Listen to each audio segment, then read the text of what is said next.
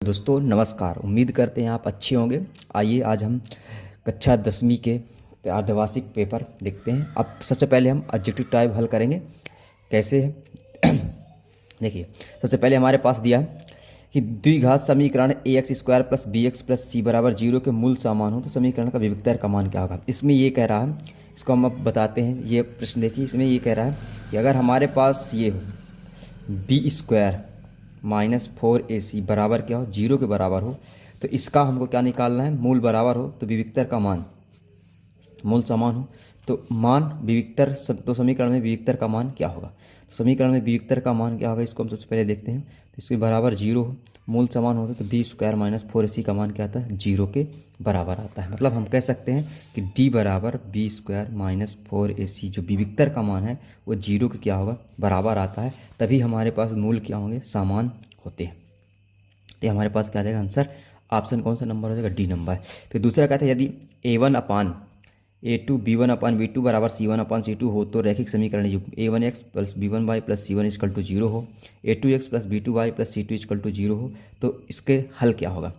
तो इसमें हम क्या आपको बताना है, अगर a1/a2 बराबर b1/b2 बराबर c1/c2 के हो तो इसके समीकरण के कैसे हल होगा। तो इसमें समीकरण में क्या होगा, अपरिमित रूप से क्या होगा, अनेक हल होगा। क्यों अनंत अनेक हल क्यों होगा, क्योंकि a1/a2 है, b1/b2 c1/c2 है, तो सभी मान क्या है, बराबर है।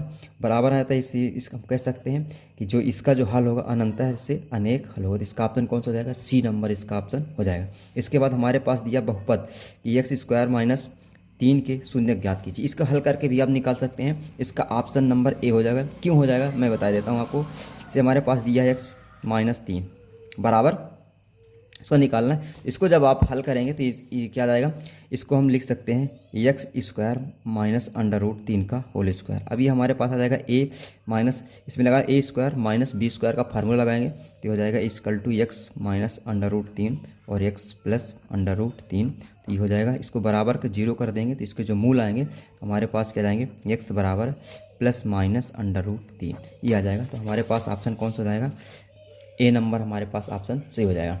इसके बाद हमको कौन सा नंबर करना, चौथा नंबर करना। चौथा नंबर हमारे पास संख्या 6 और 20 है, इसका एलसीएम ज्ञात करना। तो 6 और 20 का एलसीएम आ जाएगा 60।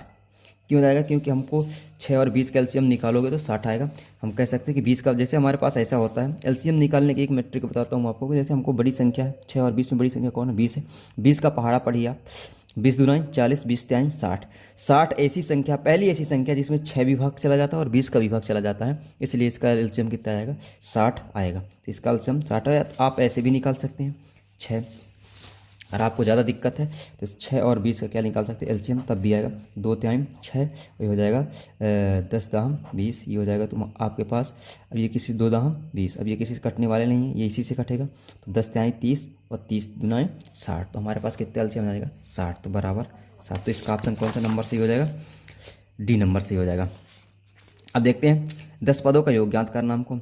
हमारे पास ये समांतर श्रेणी दी है। समांतर श्रेणी क्या दिया है, AP बराबर 2, 7, 12 डैश डैश के 10 पदों का योग ज्ञात करना है। तो आपको योग ज्ञात करने के लिए आपको फार्मूला सबसे पहले हमको यहाँ निकालना है। हमारे पास ये दिया है, श्रेणी दी है, और इसको हम सबसे पहले देखते हैं। जैसे हमारे पास श्रेणी क्या दी है, पहला पद दिया है A, तो A बराबर हमारे पास दिया 2। फिर हमको निकालना D, तो D के बराबर क्या था, A2 - A1। A2 हमारे पास कितना दिया, A2 हमारे पास दिया 7 माइनस A1 हमारे पास कितना दिया 5। 7 में 5 घटाएं कितना है, सॉरी 2 दिया है, तो 2 घटा देंगे कितना बचेगा हमारे पास, तो D का मान आ जाएगा 5। N का मान हमारे पास कितना दिया 10 दिया। अब इसको हम निकाल लेंगे तो हमारे पास फार्मूला होता है SN, योग का फार्मूला होता है n/2 2a + n-1 into bracket. अब यहाँ हमारे पास n की वैल्यू कितनी दी है 10/2, 2 मल्टीप्लाई a की वैल्यू हमारे पास 2 दी है, प्लस n का मान कितना दिया 10 दिया, -1 गुणे d का मान हमारे पास कितना दिया 5 दिया। 5 दूनाई 10 हो जाएगा, 2 दूनी 4 प्लस 10 में 1 घटा देंगे तो 9 आ जाएगा। 9 गुणे 5, 9 पना 45, और 45 में 4 जोड़ देंगे तो हमारे पास 49 आ जाएगा। और 49 गुणे क्या कर देंगे 5, तो 49 गुणे 5 करेंगे तो 5 9 45, 5 चौको 20, 4 24, 245 हमारे पास आंसर आ जाएगा। तो ऑप्शन नंबर क्या जाएगा, डी 245। तो इसका ऑप्शन कौन सा जाएगा दोस्तों, डी। इसको आप देख भी सकते हैं, ये हमारे पास इसका सलूशन दिया हुआ है, आप बड़े आराम से लगा भी सकते हैं। इसका ऑप्शन क्या रहा, 245। इसके बाद हमारे पास ऑप्शन में दिया है किसी बाह बिंदु से वृत्त पर खींची गई स्पर्श रेखा की संख्या कितनी हो सकती है। तो अगर आप हमारे पास ये वृत्त है और किसी भी बिंदु बाहर से हम अगर कोई भी स्पर्श रेखा खींचते हैं, क्या खींचते हैं, वृत्त पर खींची गई स्पर्श रेखा, तो एक बिंदु से ये कह रहा है रेखाओं की संख्या क्या होगी। तो एक बिंदु से हम कितनी रेखा खींच सकते हैं, एक ही रेखा खींच सकते हैं। एक बिंदु से एक ही रेखा खींच सकते हैं। और अगर इसमें बहुत सारे बिंदु हैं तो इसमें एक वृत्त में बहुत सारी हम बाह्य रेखाएं खींच सकते हैं, बाह्य स्पर्श रेखाएं, लेकिन एक बिंदु से हम एक ही स्पर्श रेखा खींच सकते हैं। तो इसमें क्या दिया, बाह्य बिंदु से वृत्त पर खींची गई स्पर्श रेखा की संख्या क्या होगी। तो बाह्य बिंदु से स्पर्श पर खींची गई स्पर्श रेखा की संख्या क्या जाएगी, 1। तो इसका आंसर क्या जाएगा, 1। इसके बाद हम दूसरा करेंगे, किसी वृत्त की स्पर्श रेखा उसे वृत्त के कितने बिंदु पर प्रतिच्छेद करती है। तो ये हम ले लेंगे, वृत्त ले लेंगे, ये वृत्त है और वृत्त की स्पर्श रेखा है। हम यहाँ अगर स्पर्श रेखा खींचते हैं तो ये जानते हैं कि आप वृत्त को कोई भी स्पर्श रेखा खींचो, चाहे ऐसे खींचो, चाहे ऐसे खींचो, चाहे ऐसे खींचो, किसी भी तरह से खींचो, ये केवल एक ही बिंदु पर क्या करती है, स्पर्श करती है। तो हम ये कह सकते हैं कि वृत्त की किसी भी वृत्त की स्पर्श रेखा उसे एक ही बिंदु, तो यहाँ आंसर आ जाएगा इसका 1। आप क्या ले सकते हैं, एक बिंदु पर प्रतिच्छेद करती है। इसके बाद हमारे पास दिया है अगला नंबर, आर त्रिज्या वाले वृत्त का क्षेत्रफल का सूत्र क्या होता है। तो अगर त्रिज्या आर हो तो वृत्त का क्षेत्रफल का सूत्र क्या होता है, पाई आर स्क्वायर। ये आपको ध्यान रखना है कि वृत्त के क्षेत्रफल का सूत्र क्या होता है, पाई आर स्क्वायर। अब तीसरा नंबर क्या दे दिया है, शंकु का आयतन ज्ञात कीजिए। तो शंकु का आयतन ज्ञात करने का सूत्र क्या होता है, शंकु का आयतन होता है 1/3 पाई आर स्क्वायर एच। शंकु का आयतन का सूत्र क्या होता है, 1/3 पाई आर स्क्वायर एच। ये हो गया। सभी वर्ग कैसे होते हैं, सभी वर्ग क्या होते हैं, यहाँ लिख देंगे समरूप होते हैं। कैसे होते हैं, सभी वर्ग समरूप, मतलब आपको वर्ग देखिएगा तो सभी वर्ग एक जैसे ही दिखाई देते हैं लगभग। तो ये लगभग क्या सही, सभी वर्ग कैसे दिखाई देते हैं, एक समरूप, मतलब एक जैसे दिखाई देते हैं। तो हम कह सकते हैं सभी वर्ग क्या होते हैं, समरूप होते हैं। अब 5वां नंबर दिया है कि बिंदु बाई जीरो। अब यह थोड़ा सा सवाल है, इसको हम देख कैसे करते हैं। आइए, यहाँ हमारे पास दिया है, यहाँ जीरो से क्या दिया है, बाई दिया है, और क्या दिया है, एक्स क्या दिया है, जीरो दिया है। अब इसके मध्य की बिंदु की दूरी ज्ञात करना है हमको। क्या ज्ञात करना है, मध्य बिंदु की दूरी। तो आप इसके लिए क्या कर सकते हैं, यहाँ आप इसके बीच की दूरी निकालते हैं। तो इसको सबसे पहले आप मान लीजिए जीरो और बाई दिया है, और एक्स और क्या दिया है, जीरो दिया है। इसके बीच की दूरी निकालना, तो आप इसको मान लीजिए x1 बाई 1, इसको मान लीजिए x2 बाई 2, ये मान लीजिए। अब इसमें आपको हल करना था, आपको करने के लिए फार्मूला क्या होता है, दूरी का फार्मूला होता है x2 माइनस x1। तो x2 हमारे पास कितना दिया है, x1 कितना दिया हमारे पास, जीरो का whole square, plus by 2 minus by 1, by 2 हमारे पास कितना दिया, जीरो, ये दिया बाई 1 का होल स्क्वायर। अब इसमें करेंगे तो एक्स स्क्वायर प्लस जीरो में बाई घटाएंगे तो माइनस बाई आएगा, माइनस बाई का होल स्क्वायर करेंगे तो प्लस बाई आ जाएगा। ये आ जाएगा हमारे पास x square plus y square. इसका सूत्र क्या हो जाएगा, x square plus y square. ये हो जाएगा इसका under root x square plus y square, इसका आंसर हो जाएगा। अब अगला देखते हैं,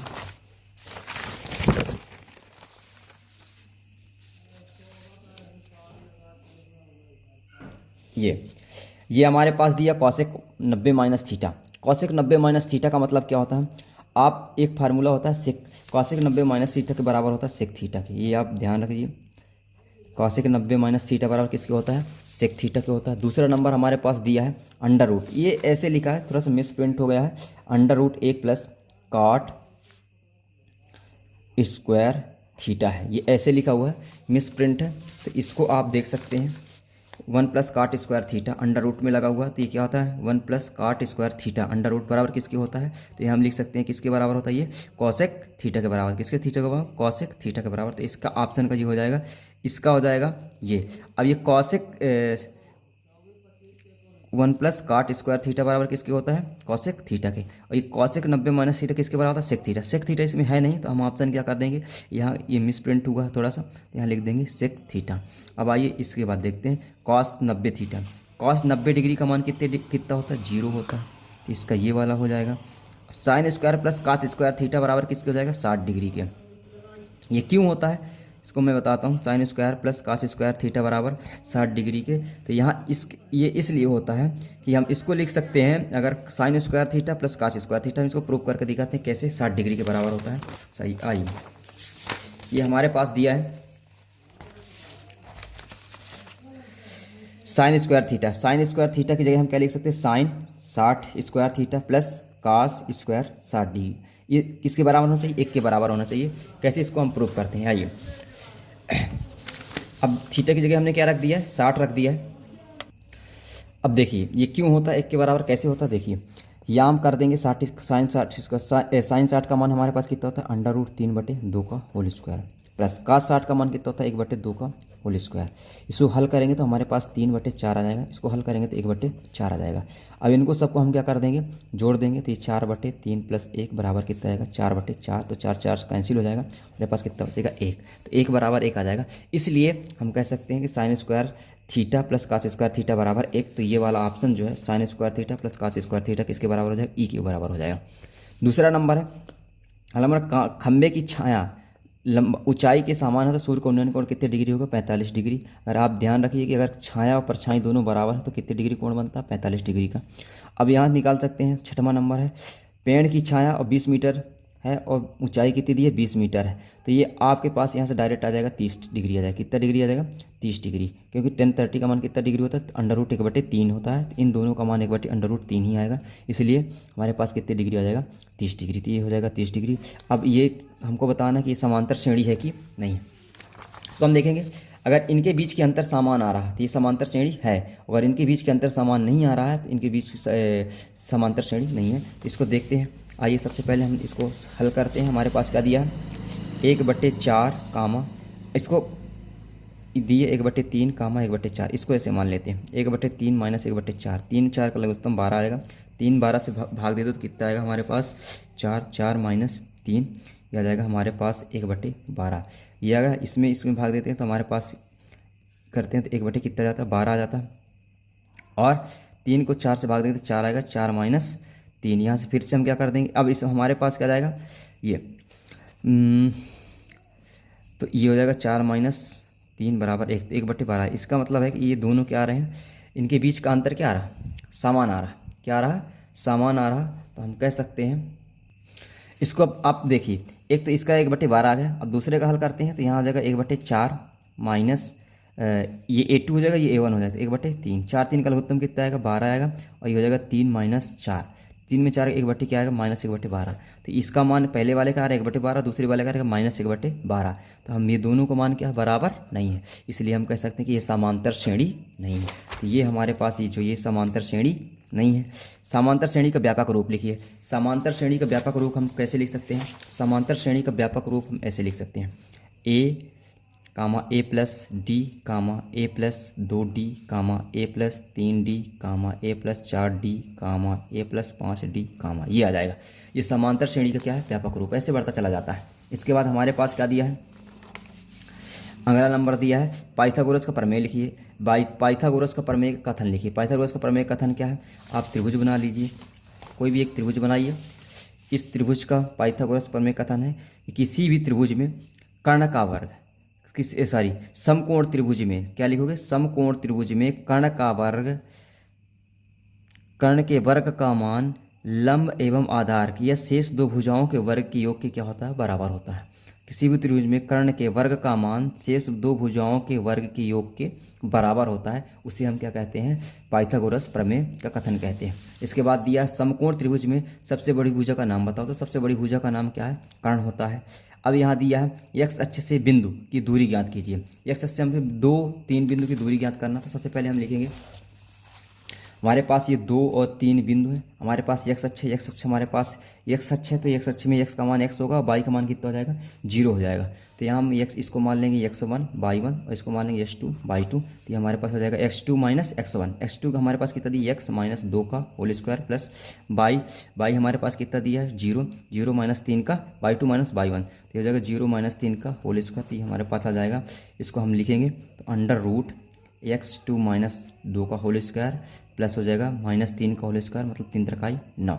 अब इसको और हम जोड़े घटाएंगे तो इसके बाद हमारे पास आ जाएगा, इसको कर देंगे x² - 2 दूनी 4x प्लस 4 प्लस 9 √, ये हो जाएगा। और हमारे पास ये आ जाएगा तो घटाएंगे तो हमारे पास 9 4 कितना आ जाएगा? 13 माइनस प्लस 4x x²- ये हमारे पास क्या आ जाएगा? आंसर आ जाएगा। अब इसको हम क्या कर सकते हैं? ये क्या आ जाएगा? इनके बीच की दूरी आ जाएगी। इसके बाद हमारे क्या करना है? कोण कोण समरूपता की कसौटी लिखी है। कोण कोण समरूपता के किसी भी त्रिभुज में दो कोण अगर बराबर है, उसकी संगत भुजाओं का भी अनुपात क्या है, बराबर है। दो कोण क्या हो, बराबर हो, उनकी संगत भुजाओं का अनुपात भी क्या हो, बराबर हो, तो क्या होगा, वो समरूपता की कसौटी होगी। आइए सत्य सत्य में बताना है हमको। सत्य सत्य में क्या दिया हमारे पास, 15, 12, 15, 21 का लघुत्तम। एलसीएम क्या होगा, आप इसको बड़े आराम से निकाल सकते हैं। हमारे पास सवाल क्या दिया है, 12, फिर दिया है 15, फिर दिया हमारे पास 21। इसका क्या निकालना, हमको लघुत्तम निकालना था। 3 से काट, 3 चको 3 पचे 3 सत्ते। अब इसको काट दीजिए किससे, 2 से, 2 दूनी 4। अब ये कुछ नहीं, डायरेक्ट इसका मल्टीप्लाई कर दीजिए। 5 चको 20, 20 सत्ते 140, 4 अतिरिक्त 42, 420। तो ये इसका मतलब 420 आ रहा है एलसीएम। इसका मतलब ये क्या है, हमारे पास सही है। 12, 15 और 21 का एलसीएम 420 है। वर्ग समीकरण के अनेक हल हो सकते हैं, तो वर्ग समीकरण के अनेक हल नहीं हो सकते हैं। आप ये ध्यान रखिए कि वर्ग समीकरण केवल 2 ही हल हो सकते हैं। तो इसका आंसर क्या हो जाएगा, ये असत्य है। क्या है, ये सत्य है और ये क्या है, असत्य है। यहाँ मान रखिए ये सत्य है क्योंकि x और x माइनस 1 बराबर 0 में, तो x का मान 0 तथा 1 होगा। तो यहाँ ये निकालेंगे x माइनस 1 बराबर क्या दिया है, 0 दिया। तो यहाँ से x बराबर 0 करेंगे तो 0 ही आएगा, और x माइनस 1 बराबर 0 करेंगे तो x बराबर क्या जाएगा, 1 आ जाएगा। तो ये हमारा क्या जाएगा, आंसर। अब इसके बाद हमारे पास द्विघात समीकरण ax square plus bx plus c बराबर 0। विविक्तर का मान क्या होता है, b स्क्वायर माइनस 4ac। तो ये भी क्या है, बी स्क्वायर माइनस 4ac, ये क्या है, सही है। विविक्तर का मान क्या होता है, यही होता है, इसलिए ये क्या होगा, सही हो जाएगा। इसके बाद क्या दिया है, वृत्त के त्रिज्य खंड का क्षेत्रफल ज्ञात कीजिए। त्रिज्य खंड का क्षेत्रफल ज्ञात करने का सूत्र थीटा बटे 360 हो तो सही है, लेकिन 2 पाई आर ये नहीं है, ये त्रिज्य खंड के चाप की लंबाई का सूत्र है। हम यहाँ क्या, अगर पाई आर स्क्वायर होता, पाई आर स्क्वायर क्या होता, त्रिज्य खंड के सूत्र ज्ञात करने का सूत्र हमारे पास अगर दिया होता थीटा बट्टे 360 गुणे पाई आर स्क्वायर, ये होता तो हमारे पास क्या था, त्रिज्यखंड के क्षेत्रफल का सूत्र। इसके बाद क्या ज्ञात करना है, बाह्य बिंदु से वृत्त पर खींची गई स्पर्श रेखाओं की लंबाई समान होती है, ये सही है। बाहर से खींची गई मतलब ये कह रहा है कि मान लो ये कोई एक बाह्य बिंदु है, यहाँ से यहाँ तक की खींची गई स्पर्श रेखाओं की लंबाई, मतलब इसकी और इसकी लंबाई दोनों की होगी बराबर। कहने का मतलब ये अगर 4 सेंटीमीटर है तो ये 4 सेंटीमीटर होगा, तो दोनों की लंबाई क्या होगी, बराबर होगी। तो उम्मीद करते हैं दोस्तों जितने भी ये ऑब्जेक्टिव थे आपके क्लियर हो गए होंगे। अब इसके जो क्वेश्चन नेक्स्ट वीडियो में हम इसको, इसके जो सवाल है पूरे उनको प्रोवाइड कराऊंगा। तो वीडियो को लाइक कीजिए, चैनल को सब्सक्राइब कीजिए। धन्यवाद।